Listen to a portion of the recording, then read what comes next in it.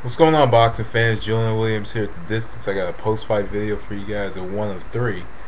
This one's for Wladimir Klitschko versus Sam Peter, the rematch. Overall, wasn't too much of a slugfest or anything. It was more of a one-sided beatdown. That's really what it was. The same. Really, I would talk about everything round after round, but practically the same thing happened every round until the last round, which was the 10th round.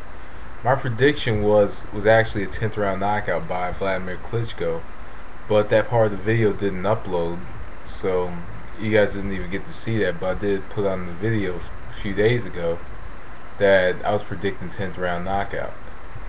But anyway, on to the fight. Like I said, same thing round after round. Wladimir using the left jab to control the pace of the matchup. But Sam Peter did come out very fast.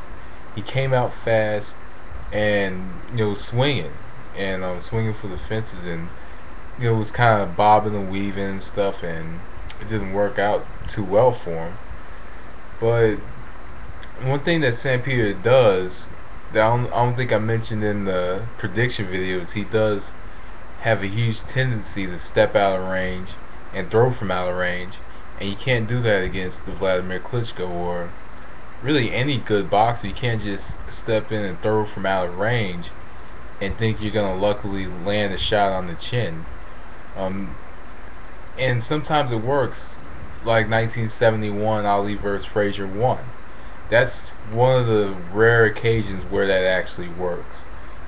But if you're, but it's different when you're catching the fighter off guard. And Wladimir was very well aware of the power of Sam Peter, fighting him before and being knocked down by him. He was the last fighter to knock down Wladimir Klitschko. So he's well aware of the power, and he's not catching them off guard. Um, so I think he was expecting that. A lot of shots thrown from out of range because Sam Peter was kind of stepping out. And then in the last round, you saw Sam Peter kind of step in and try to swing for the fences, and it was just a real epic fail. To be quite honest, it did look kind of pathetic that he kept coming out and he didn't have a game plan. It was just like he came out with just a plan A and no plan B. He just kept coming out and just got ridiculously beaten for a total of 10 rounds. This really it, but Wladimir Klitschko, looked like he wasn't willing to take any risk in the matchup. Kind of did the same thing, he would. And when you would look at it closely from the video that I've seen, they would show the replays, and with the replays they showed, like when I was watching the fight, I didn't know if those jabs were landing, but you look at the replays, they were definitely landing. And then in the third round, Wladimir started to try throwing that right uppercut. He was looking for the right uppercut. A punch that he doesn't throw too often. He throws it, occasionally. But I saw him throw that right uppercut when Peter was kind of laying on the inside. It didn't land, but I'll tell you this much: I think he was trying to set it up the whole entire matchup. And then the 10th round, Wladimir came out and just simply threw. He just opened up on Sam Peter. He was a vulnerable fighter in front of him, and he just opened up and knocked him out. And then when he was opening up, we saw the right uppercut. Saw a right uppercut, and Peter just went down. He was just taking the beating for those 10 rounds, and and like I said, it just seems as if he didn't come out with a plan B. He just came out with a plan A, and I think it was to just simply come out and fight. But you need more than that to beat Wladimir Klitschko. You need a plan A, a plan B, a plan C. You need all sorts of plans, or or an actual game plan itself to beat Wladimir Klitschko. And he just looked limited out there. Sam Peter, I think, depends a lot on his power, but I think that he needs to incorporate more boxing ability to go along with that power. Wladimir Klitschko looked great. I think he looked good in the fight. Um, and I mentioned that he's getting more dangerous as time progresses. I think he's getting more dangerous, but I don't think he's perfected his craft yet. I think he's maybe a fight or two away.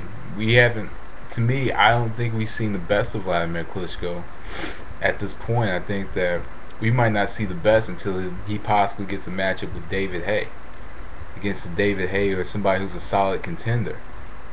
I think that's when we may see the best of Wladimir Klitschko.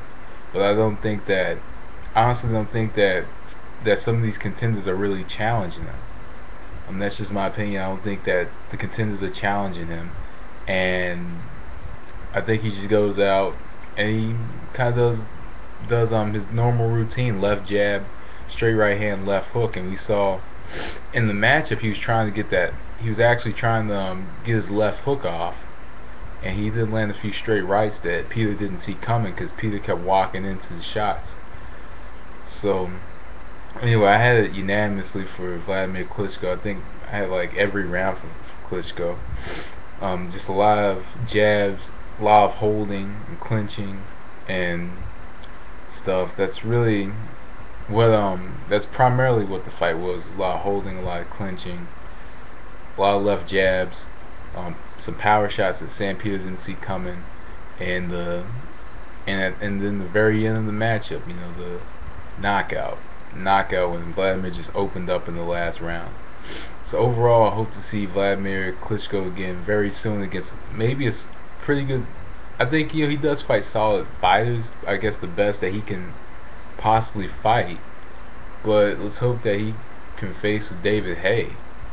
Let's hope he can face David Haye or somebody solid. Hell, maybe even Solis, Wladimir Solis, maybe.